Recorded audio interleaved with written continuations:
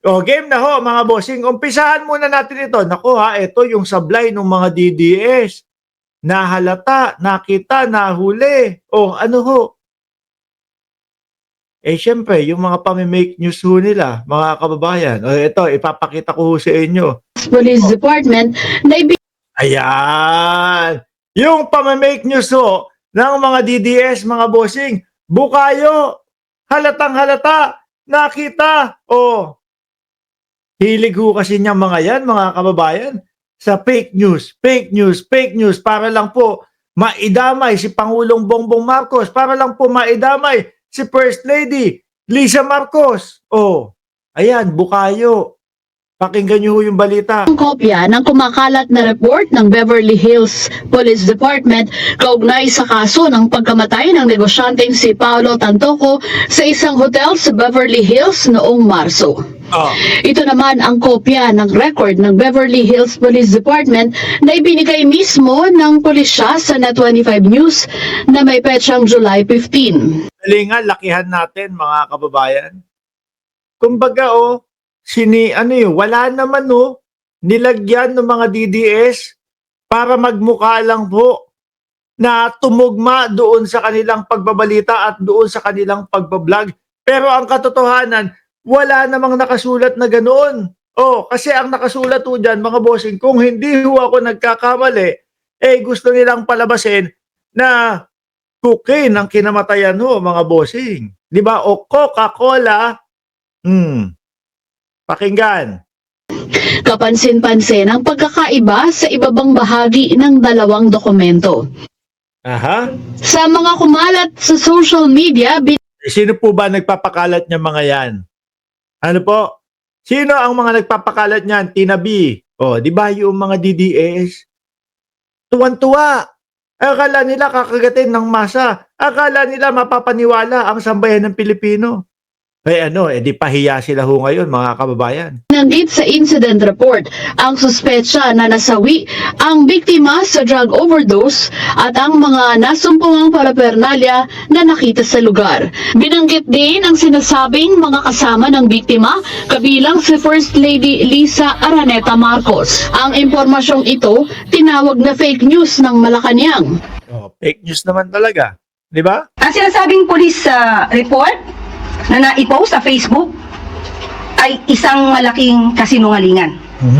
Minabuti ng Net25 News sa pamamagitan ng mga correspondents na nasa Beverly Hills na alamin ang katotohanan sa dalawang report. Sa ipinadalang sagot ni Donna Kersey, record supervisor sa Beverly Hills Police Department, sinabi nitong hindi nila maaaring ibigay ang Death Investigation Report 25-11805. Ayan. Di ba? Wala din. Ang kahantungan lang din po ng effort nila, mga kababayan. Ayun, pahiya lang din po. Mahilig sila dyan. Alam niyo po, nag-umpisa yan, mga kababayan. Kung hindi tayo nagkakamali, yung mga papulburon-pulburon video, yung mga papulburon-pulburon ni Maharlika, yung hindi napagbigyan na magkaroon ng posisyon sa gobyerno, gawa ng kwento, no? Dahil wala naman po silang magamit na ibang kwento, dahil yun lang naman po ang kaya nilang gawin, ang mameke at kung ano-ano pa, ayan, no? Umabot sa punto na pati yung video na ginawa nila para lang po masira ang Pangulong Bongbong Marcos sa mamamayang Pilipino, may palabas-labas pa nung mga pulburon video. Sabi ni Marie Didal, Sir Mark, may tao sa likod mo. Oo, ayan matakot ka. Ayun, nakatayo, di ba? Manikin yan, yung asawa ko, linagay dyan. Tuloy! Patungkol sa kaso ni Tantongco. Sa halip, ipinadala nito ang PRA Incident Letter 2025-SDP-0460 na naglalaman ng halos kaparehong detalye. Ngunit wala ang Nako, yung mga nag-post nito, yung mga nagpakalat nito, yung mga nag-edit nito, magtago na kayo. Magtago na kayo. Mag-iiyakan na naman kayo pagka nakasuhan na naman kayo. Sasabihin na naman ho nitong mga to, nako, sinisikil ninyo ang karapatan pantao namin. Sinisikil ninyo ang karapatan namin na mamamahayag. Sabi ni FF, tatak DDS kasi, Mark, di ka na nasanay. Sa bagay, wala ka na sigurong makontent pag mawala yung mga tangang DDS. Hindi, madami pa naman.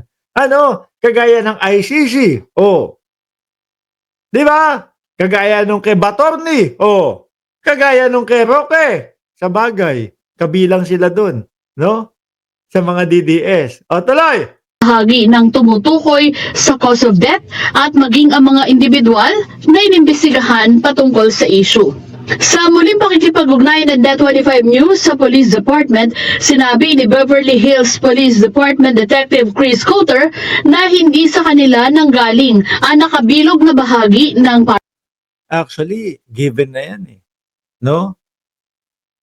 Alam naman natin kung sino lang po nanggaling yan eh. Alam natin kung kanino ho mga nanggaling yan, mga kababayan.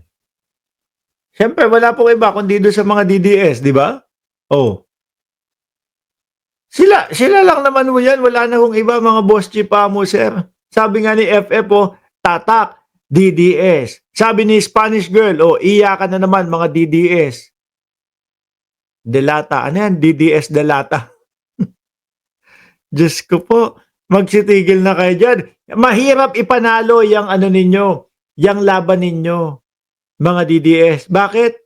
Panay kasinungalingan eh. Ang kasinungalingan, madali agad dyan makalimutan. Ang kasinungalingan, kumbaga, hindi mo mapapangatawanan yan hanggang dulo. Hindi kagaya nung katotohanan, nakabakat, nakalapat sa utak mo at mahirap mabura ang katotohanan, mga bossing. Biruin nyo, inumpisahan nila yan, ha? Na nakakulong daw ang First Lady Lisa Marcos doon sa Los Angeles. Ang ipinakita naman po, pader lang, mga kababayan. Wala nga mga ipinakita ho, mga bossing na ang ating First Lady Lisa Marcos, mga kababayan, ay nakahawak man lang sa rehas, nandoon man lang kung saan doon sa opisina ng kahit na sino nandun, nag-aantay etc. Wala. Ang pinakita ho sa kanila, pader. Ito naman pong mga uto-uto na mga DDS, ayun. Oo nga si Lisa Marcos nandoon, nakakulong. Tapos biglang magko-comment dito, Mark Ramos, nasa na yung First Lady mo? Wala na, no? Nandoon, samantalang kakablog lang ho natin, umattend doon sa sa burol ni Nora Honor. Mga gunggong, andaling mapaniwala ho. Kaya po hindi nila tayo masisisi kung uto-uto po ang tawag natin sa kanila kasi uto-uto naman talaga, di ba? Biruin mo lang ng isang biro lang, kakagat na yung mga yan. Di ba, pambansang nanay survivor, malakas ba ang ulan? Ewan ko. Nandito ako. Ang ibinabalita ko sa inyo, ang kinukomentuhan natin, tungkol sa politika. Hindi naman po ako si Ernie Baron. No? Kung ako tatanungin ninyo, kung malakas ba ang ulan. Anyway, mga bossing, alisin na ho natin yan. Iyakan na ang mga DDS dyan dahil po sa kanilang mga paggawa ng mga peking